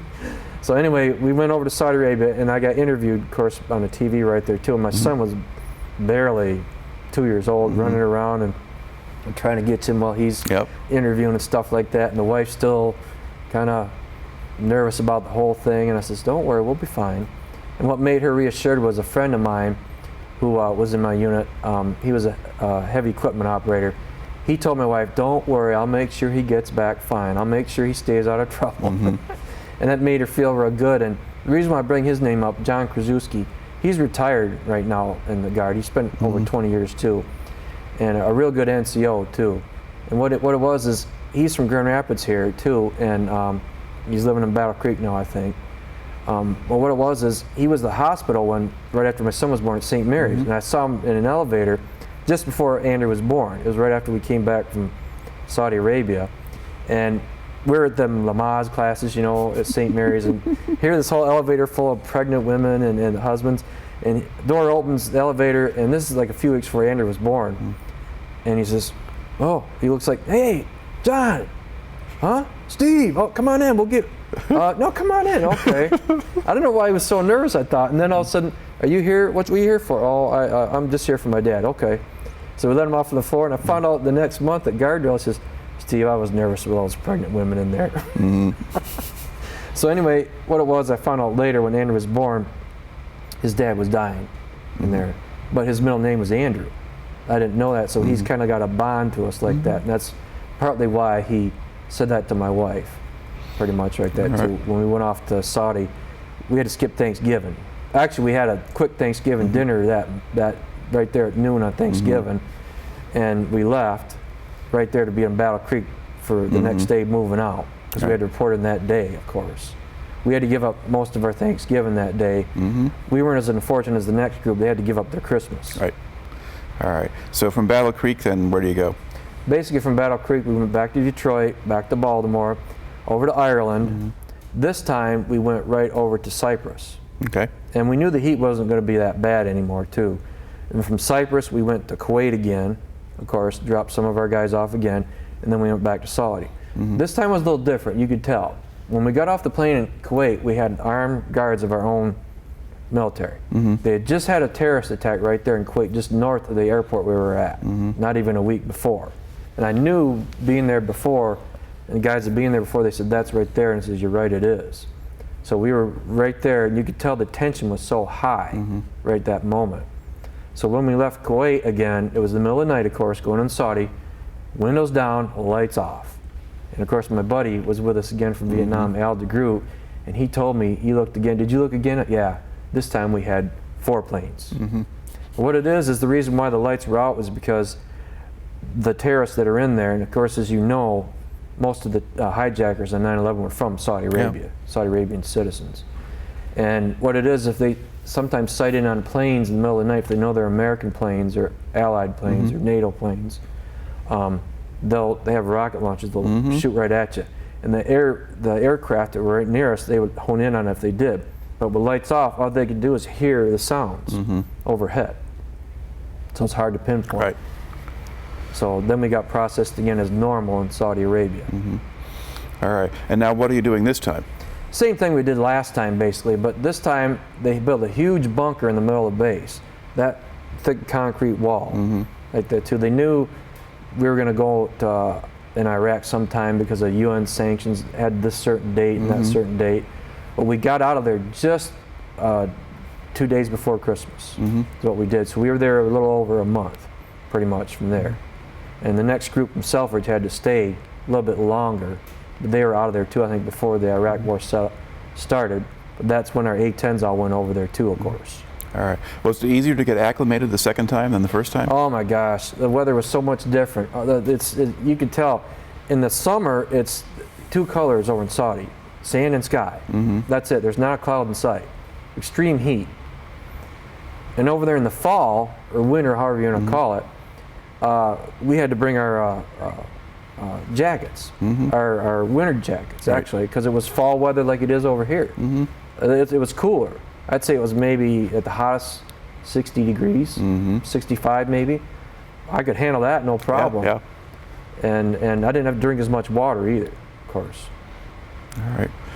And how much did you know about what was going on generally at that point in terms of the build-up toward war, all the political wrangling going on? Yeah, they kind of kept us in the dark a little bit, of course, which they will, but they told us what to be aware of, all this other stuff too, you know, and a lot of the active duty guys were there this time for about 4 months. and it was a better group of guys, I thought, probably because it wasn't a lot of heat, more than likely. But basically, you could just sort of tell that something was going to happen in the air. Obviously, we knew that after 9/11 anyway. You know that not just Afghanistan, but probably Iraq, more than likely, would be the next place to go and stuff. But we didn't know for sure because you know. Okay, and then again, do you just stay on the base, or do you go anyplace else this time? Couldn't go in off the base on that. Nope, they wouldn't let us go off the base. However, I did a little bit this time because we had a water leak, and I went right off the base. There's a little village nearby. We had permission to go off the base there, right close to where our Patriot missiles were. And we went off the base there to trace the line near the town, and we found a leak. And when we were there, there's a few Saudi citizens that gave us. They were silent, and we were just fixing the leak and let them know where the leak was, you know, with our radios and stuff. They were just looking at us real mean look, and I'm like, boy, if they had a weapon, I'm not sure we'd be here now, but let's just fix this thing and go back. And we did. You could just almost tell the hatred in their eyes because they knew we were American service members. So, fact is, if you know, at Prince Sultan Air Force Base in Saudi, we're not there anymore. We're over in Qatar now, the Air Force stuff over for the Middle East. They wouldn't let us fly any planes to attack Afghanistan after 9/11 either, from that base in Saudi, by the way. So.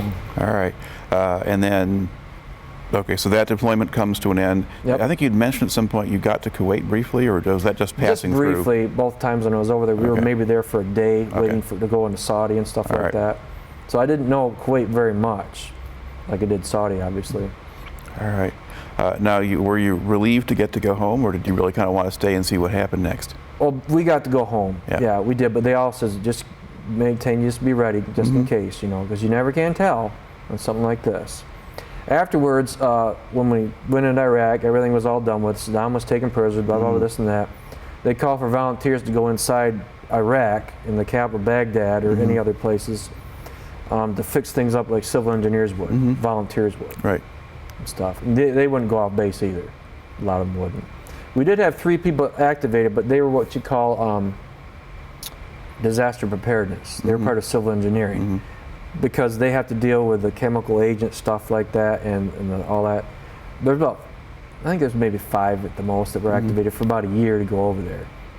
They came back just in time for us to go on our next deployment overseas. Okay, and what was that? That was England. We got to go over to RAF, obviously Royal Air Force Base, Mildenhall, which is an hour north of London.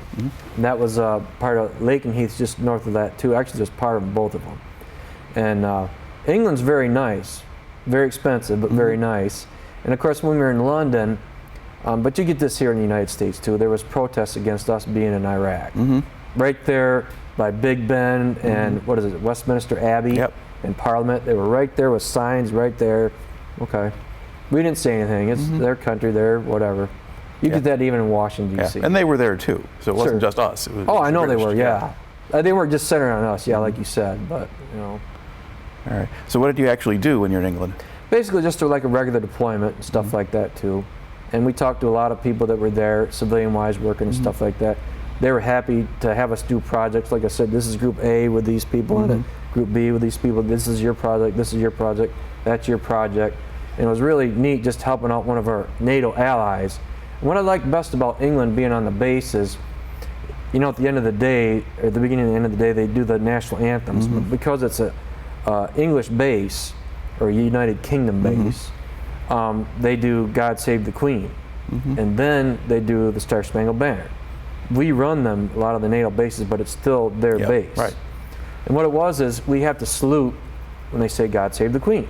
Like, oh, this is cool. I got a lot of ancestors from England. We worked together in World War I and II, and yeah, I'll do that too. And a lot of people didn't like doing that. No, I think it's kind of neat that we do that for our allies, because they're supposed to do the same for us, if they're in uniform. So, but I got to do that one time, which was kind of neat. And a couple guys, they wanted to hide a little. No, come on, let's do this. I've done it for Star. Let's do it for them too. It was pretty cool. All right. And then a little later on, you get to Israel at some point? Yeah, that was the next year. We got to go to Israel in February and March, about a month we were over there. Same type of deployment we would do when we were in England and other places in the States here. This is group A, B, C, D, like that and stuff. We did more as like a group for as far as more construction, more utilities, plumbing, more heavy equipment, because basically what we were doing was we're making building for U.S. Marines that would go over there as a presence right there. We were just south of the West Bank, is what we were, and stuff. And I got to learn a lot about Israel and a lot of that too. And on one of our weekends off, we got to pay for 44 American dollars, and the exchange rate in Israel is great. And we got our own bus, we got our own bus driver, we got our own guide too. And this guy was smart. This guy had a degree at LSU, plus he had a degree over in Israel. He was fluent in Hebrew, Arabic, and English. He knew the languages well. He knew the history of Israel. He was proud of that fact. He was Jewish, of course, which, I never had a problem with any of that religious stuff, of course. And he says, ask me any question you want, anything. And of course, whenever we go to overseas, they always told us, stay away from these two questions with the locals. Stay away from politics, stay away from religion. But he'd come out and told us, you can ask me any questions about politics or religion, anything. That's what I'm here for. Okay, so we did. And he told us the whole history, everything from 1948 to Israel on right that. And we went to a lot of famous biblical sites, stuff that we read about in Sunday school and the Bible, all that stuff. And then I asked him, why do they call it the West Bank? Because it's on the west bank of the Jordan River. Oh, I didn't know that. I hear all these stories about West Bank this and this attack here and this that and blah blah blah blah blah and like that too. So it's pretty neat how we did it. And he told us a lot of things what to do as far as terrorism goes. Do not wear an American flag. Try not to wear any of your shirts with, obviously with us, Detroit Red Wings, Michigan, Michigan State, Grand Valley, Notre Dame. They won't know it's Notre Dame over there in France or wherever the Notre Dame. They'll know it's the university over here. Detroit Tigers, anything like that. Because what we did was when we were in England, I wore a Detroit Tigers shirt while we went to London, and we went into this little pub in the countryside, and it's in the bottom of somebody's house, which is a big house. And we went in there, and as soon as we walked in, say, hey, Yanks, what's your brew? I asked somebody else, how do you know we're Yanks? We didn't even say anything. Look at your shirts. Detroit Tigers, what was it? That's Detroit Pistons, I mean, Michigan State, Michigan. Well, we aren't from around here. So right away we gave it away, but we made sure in Israel when we went on, we didn't wear any of that stuff. Anything that's had anything American on it or anything negative towards any Middle Eastern country at all. But it was pretty neat, how we did it. And we went to the Wailing Wall, the first thing we did when we get to Old City Jerusalem. Jerusalem's pretty neat. They have the modern version, which has their seat of government, all these luxurious hotels. We got to see the 4-star hotel of King David's hotel or something like that. Really expensive, first-class hotel. But anyway, we went to the Old City, which is everything biblical, pretty much everything, and it's split up 4 different ways: Christian, Muslim, Jewish, and then some other religious group. The Muslims have the biggest section right there. And if you remember me showing you a picture when Jesus went through on the Palm Sunday, that's controlled by the Muslims. That's where the Dome of Rock there and the Wailing Wall's right there too. And we all found out why it's so sacred to the Jewish people, like that too. And we asked, why is it so sacred? And he says, because that's where the temple, first temple of God was built, like that. And that's the closest we can get to it, because that's where the Dome of Rock is. That's why it's so sacred to us, like that. And we went up to the Wailing Wall, and of course men and women have to go different sides, and we had to wear them little paper hats, which is fine. I went up to the wall and I put my hand on it and I prayed. And then I went back, and one guy asked me, "You're not Jewish, are you?" "No." "Well, why'd you pray there?" "Because my Lord and Savior Jesus prayed there, so I'm going to pray there." That's how I look at it. One woman from New York that was with us on our deployment, she was very outspoken, very, I don't want to say feminist, but very, what do they call it? The way women are over in the United States, which is fine. But you're in the Middle East. She says, "I'm going down with you guys." "You can't. Men are over here, women are over there." I'll just put my hair in her hat. "You can't do that. They're going to know." I don't care. No, you can't do that. Look at these UN guards over here. those are ammunition right there carrying. They smoked and joked with us as we came in, asked us where we're from and stuff. They're pretty cool, but they're UN guards. They see you do something wrong, I don't want to be around. You know? So we got our Jewish guide, and he explained, no, you have to go over there. And she gave such an attitude, she walked right over there. She turned her heels and went that way, and we're like, this isn't America. This is Israel. This is the Middle East. Please don't do that. But anyway, it was a pretty neat experience right there too. And when we went by the Dome of the Rock up there, and I guess that's on the site where Abraham sacrificed his son Isaac on the inside there and stuff. That's why that temple was built of Solomon right in that area, right in that spot. And then later when the Muslims took it over, I guess that's according to their scriptures where their prophet Muhammad went up to heaven. Went up to heaven like that too. So that's why it's sacred to them. We were there and he was explaining everything to us, you know, where Jesus come in, all this area here, there's the Mount of Olives, there's this and that. One of the UN guards came up to us and said, you guys are going to have to leave because they have prayer service here. And it was like 9 in the morning over there. Yeah. And basically he talked to them in Arabic. There's something American, blah, blah, blah, blah, blah. Okay, you guys can stay for 10 minutes. So it was pretty cool. We're kind of like nervous about, okay, we're not interfering with your religion. We just here because we've never been here before. We didn't go inside because we couldn't, which is fine. But anyway, we finally made our way around. We went in this area where Jesus carried his cross. And it's just like the Bible described it, just where he carried it, just the same, the steps and everything like that, the stone floor and stuff. And there's vendors all around you that are, get this, like that too. And he told us, you know, you're going to get that because they know you're American just by the way you dress and stuff, no matter what shirt you wear and stuff like that. And anyway, you can make deals with them. Don't take their first price. Don't do that. And I still got to tell you, a paperweight of the whole city. It's sterling silver. And anyway, we were on our way out of that place there too. And what I did was I had 20 shekels, or 100 shekels, which is like, I think almost 1/4 of what our money is, something like that.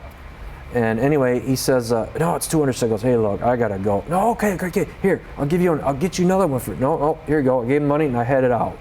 Just like that. And another lady, I could hear her bickering back and forth with this guy about a rug, and she got a good deal too as we're heading out. It was almost like we were the ones in charge here, that we were heading out. If we were staying there, it wasn't. And my wife, being Catholic, which I'm Catholic now too, but she was Catholic her whole life, Polish Catholic from the northwest side of Grand Rapids. She says, make sure you get me a rosary at the tomb. Jesus, okay, sure. And all that, there's a church over that whole area where he was crucified and resurrected and all that. And anyway, I went to do that, but then I got to thinking, I want to get something for all the kids. My son and all their nieces and nephews, they were all young at that time. And my sister-in-law wanted one too. So I got rosaries right there. And I thought, why don't I get them blessed right here at the tomb? What a better way to do that, to get them blessed at the tomb. So I had to wait for a priest there. And that week, it was ironic. That was the week Mel Gibson released his film, The Passion of the Christ. I hadn't seen it yet. But what it was is, I was sitting with a guy that was trained to be a priest, and he was like, down, this is right by the tomb where Jesus was resurrected at. I said, what's wrong? Oh, it's this film Mel Gibson does. We're getting pressure from the Jewish community because of that film.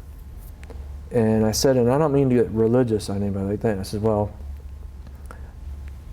I know you didn't put that film out. They know it too, but they're just mad because they feel they're saying that they put him on that cross. And I mean, right now, I feel guilty as a Christian because I did put him on that cross. I will see that movie eventually, which I have, by the way. But it makes me feel uneasy about the whole film too, but I'm going to see it. But they're concerned because they think that we're accusing them of putting him on the cross. But that's not the case of the whole movie from what I see it. But anyway, he actually said, you know what? I think God has led me to you because you're making me feel better right now. Oh, okay. Finally, a priest comes by, and he's a French priest, but he speaks English, and he told me his name in English is John. I'm like, that's the name of my priest back home, Father John. You know? So I had all these rosaries blessed, and anyway, we left the city, we left that area right there too. We went outside later that day to the Garden of Gethsemane, and there's a church over that too, and the Catholic Church basically controls a lot of the Christian sites in the city, the Mount of Olives and all that stuff, and the Sermon on the Mount too by the Sea of Galilee. And anyway, I went there and we weren't supposed to do this, but there's olive trees in the Garden of Gethsemane. We lifted people up and took branches off there. I still got some at home today too. But anyway, we had to watch for thieves around the Garden of Gethsemane because somebody said in the deployment before us, somebody had their wallet stolen there by the little kids, and sure enough, what it was is he was selling something there, olive branches. That's why we got them from inside, and one of our majors that was with us, we're not in uniform. Oh, here you go. How much? And he said the price, and when he opened his hand with his money, he grabbed all the money and ran, like that, And before that, I saw him, before he did that to him, I was going to buy one too, and then he went to do that, and I just grabbed it with his other hand. No, you're not. And I said, you can be on your way. But then my officer didn't see what happened there too, and I roasted him last year too. I gave him some extra Israeli coins that I hear. This will make up for your loss 6 years ago. All right. I actually want to go back to the second deployment in Saudi Arabia. You had mentioned off camera that there were security risks on the base and people doing things they weren't supposed to be doing or whatever that you observed. Oh, there was a lot of things that they shouldn't have been doing that they'd call home and tell them. Well, actually, not the American personnel. The contract workers or wherever they were. Okay, I know what you're talking about now. The second deployment, like you said, we were delivering water to the bathroom units right by the line where the A-10s were at that time. And the diesel fuel was right there where we were delivering water to. They call them TCNs at the time, Third Country Nationals. And they're from Pakistan, most of them were. They were doing something. Here's the airstrip. Over here is where the diesel fuel is right here. And tanks, of course, with on trucks. And then right here's fencing. We got to go in that way and stuff. And right on this mound right here, down a little ways here, is where they were working on something. And I couldn't tell what they were working on. I asked my partner right there from active duty, what are they doing? I don't know. Well, let's report it to these guys. So I told him, I says, I'm not so sure, but let security police know. So I did. Wasn't only 2 days later, the command chief of the base, command chief master sergeant of the base, came and was given a coin to my partner that day. You did this sometime. Then he says, are you from a guard unit from Michigan? Yeah. What's your name? I said, Sergeant Hammond. Here's a chief coin for you. This is for you. Well, what's it for? The information you said, let's just say that it checked out. Okay. And I didn't want to ask him any more, of course. But then I found out later that man was in the Pentagon the day of 9/11. I don't think he was injured so much, but I know he saved some lives because he was in the Air Force Times, and my partner showed it to me. He had a copy of it. And I'm like, wow. And when I went to see him, when I said goodbye, before I left, I says, thanks a lot for that coin, and thanks a lot for what you did on 9/11. No problem. And you don't ask people that have been through stuff like that unless they want to be open about it. I could tell just when I mentioned 9/11, and I'm sure he saw a lot of stuff that was really, and that must have been something too at the Pentagon. They don't talk about the Pentagon so much, but here you are in the structure, not knowing what was going on. You're working your daily life in offices, and all of a sudden, bam, a plane comes right into you. So he was another hero that day on 9/11. So.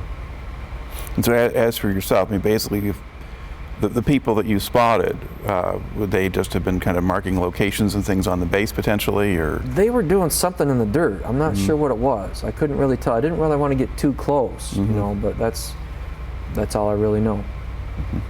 So messing around in your fuel storage and so forth is? Well, that's the way I kind of looked at it. Not a good idea, yeah. All right.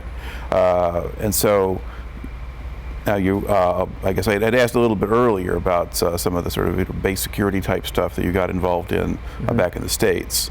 Can you explain that a little bit? What do you mean by that? Well, you got at some point somebody commended you for whether it was doing Oh, security. I know what you mean. Yeah. Okay, that was basically my last deployment with the military up to Alpena. It was another exercise active duty was grading us on. That's where one of my fellow service members passed out. And I yelled at that major. Right.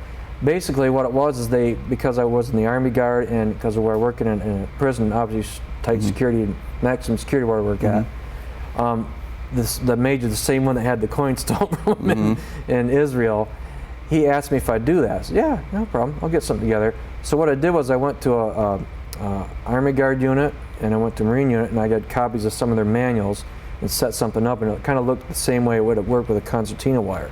I did a lot of that and I gave him an outline, and this is great. So when we went on other things, I was in charge of all the perimeter along with another guy that was former Army Guard that was in supply, who had like, I'd say listing points and later foxholes and stuff like that. And the Air Force is built like the Army or Marines. And they're grading us on that too in civil engineering and stuff like that too. And he says, and I made a little back door too in case the front had a bomb or unexploded ordnance they call it. And they did, they had it right there too. And so what we did was I opened that little thing right there, and they liked that. Oh, that's good thinking, you know, that you have another thing like that too. And then basically what it was is I found out part of that they put in the new Air Force manuals. What I set up and another guy set up my unit. So you just knew something about how to create a perimeter or what one ought to look like. Yeah. The Air Force guys, maybe not really. Yeah, they haven't been trained in that either, so. All right. And then now when do you kind of, let's see now, what status do you have now with the Guard? Are you retired out of it, or? Yes, I'm retired out of the Guard. Before I left for the Guard, by the way, I got an Air Force Commendation Medal for what I did that time there with the unit. Active duty people came up to me and says, we've never had that done in any active Guard or reserve. And I'm like, wow, I didn't realize it made such an impact.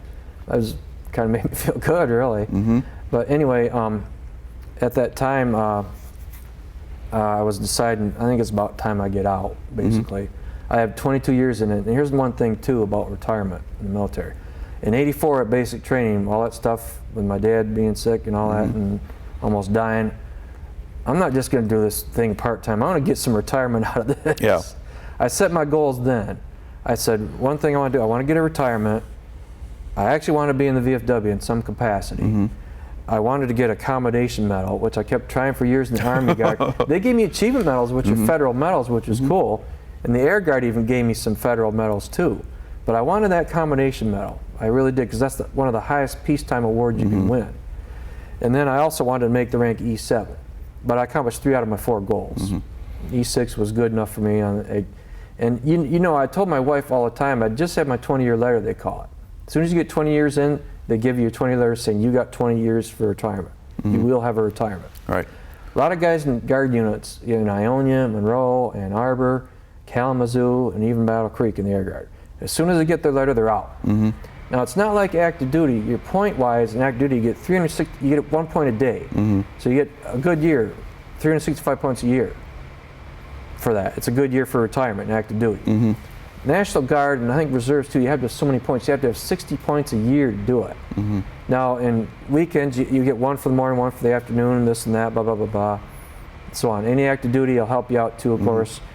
Correspondence courses, all that add up, but you have to have 60 points for a good year for retirement in the National Guard. And I made sure I had that. Every year that you review, okay, I do that, I keep that. I got 20 in, I kept that, and then when I got my letter, I got that too. But I wanted to go a little bit beyond to make sure, because I've seen so many guys in all them units I've mentioned in those cities, they get a letter saying you're not eligible for retirement, you're short in points for this year and that year. They either have to get back in, or they got to get a hold of Senator Carl Levin, or almost like an act of Congress to get back in, because you got to do a complete physical all over again. And you know, I don't mean to be this, but you get older, things pop up. If they know you're on blood pressure medication or high cholesterol or something like that, or you can come up with sugar diabetes later in life, they won't let you in. You're pretty much out as far as retirement in the military goes. And one of my friends I was the best man in his wedding in Monroe, he almost got that. He developed blood clots in his leg, and he retired from Ford Motor Company. But what he did was he was a few months short of retiring in the Guard. He had some Marine Corps time just at the end of the Vietnam War, but he didn't go overseas. But anyway, they kept him in long enough to get his 20-year letter. Now, he got a letter back too saying he was short points this year and that year. And he didn't keep a lot of his paperwork. And I said, wait a minute here. I know some people in Lansing, at state headquarters. Let me give you the number. So I called him up. Can you help my friend out? He deserves his retirement. Okay, tell him to call us. I give him the number, and he got scared because what it did was Ford Motor Company sent him a letter saying, if you're making other money on the side, we're going to cut your full-time pension out. So that's why he just turned his letter in to the guard a few months short. And I'm like, no, you can't do that. I said, for what? Well, I don't want to, I'm making extra money. Okay, you are, but this is a different part-time job. This ain't nothing you're getting rich on. You signed a commitment with the U.S. government, with Uncle Sam, with the state of Michigan, to be there. You don't have to do anything. You just got to make your presence there. If you're, they'll get you through. But he got scared, and finally I gave him those numbers, and he never called. I'm like, oh great. He finally got a hold of somebody that we used to be in that knew his paperwork, and he got him his retirement finally. And I'm like, even though it wasn't my retirement, I was very glad that Bill did that, but I'm like, I wanted to kick him from here to the moon. Bill, you put your time in for this country. You deserve what you got. Yeah, you're not a veteran overseas, nothing, but you spent your time in the military. You deserve that. Anybody deserves that for retirement if they got it coming. But I knew I had to do a little bit more, so I got 22 good years in. I got that locked away in a safe, and I will get that when I reach the age of 60. All right. Plus, I'll get a little pension, a very small one, $50 a month from the state of Michigan for being the Michigan Guard for 20 years. We're one of the few states that does that for our Guard members. All right. Now you got to look back over the whole thing. I mean, what do you think you kind of took out of that extended experience in the service? Taken out as far as? Just yourself. I mean, how does it affect you? What do you learn out of it? Or? Oh, it basically affected my whole life and how I put things together a lot. When I became a Cub Master in my son's Cub Scout pack, they wanted me right away. I'm like, why? Well, we could just tell you got that leadership quality. Okay. And they like that, even though I can't be hardcore on those little Cub Scouts, of course, you know. But I said, your uniform's got to be straight, you got to be tucked in, you got to be, you know, you're wearing the American flag on here. And the most important thing is when we have the flag ceremony.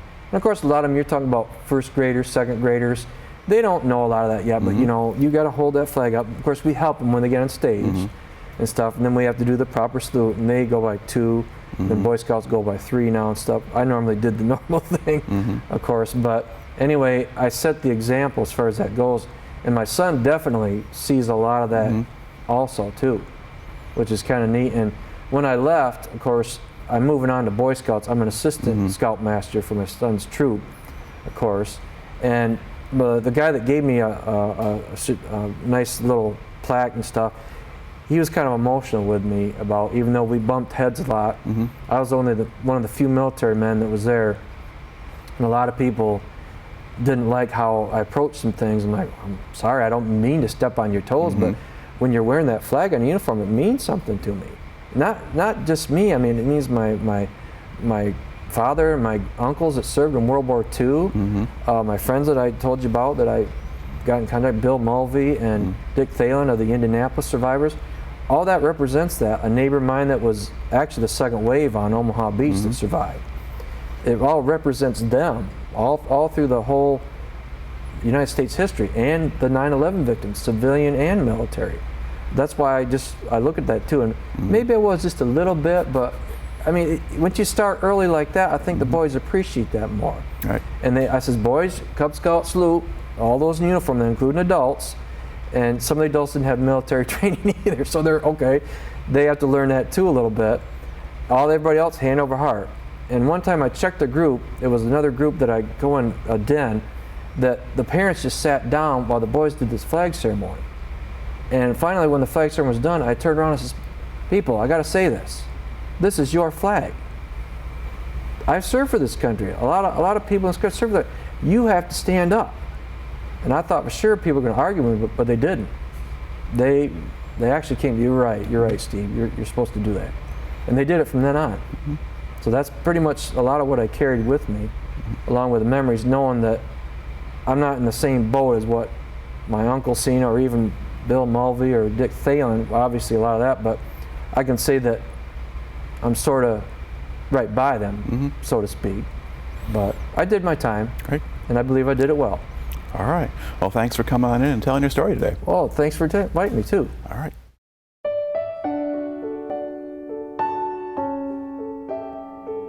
never seen such desolation. I think we drove for a mile and there wasn't a building hardly standing. Nobody knew what was going on. They called the situation fluid, but fluid means that nobody knew anything. It was different.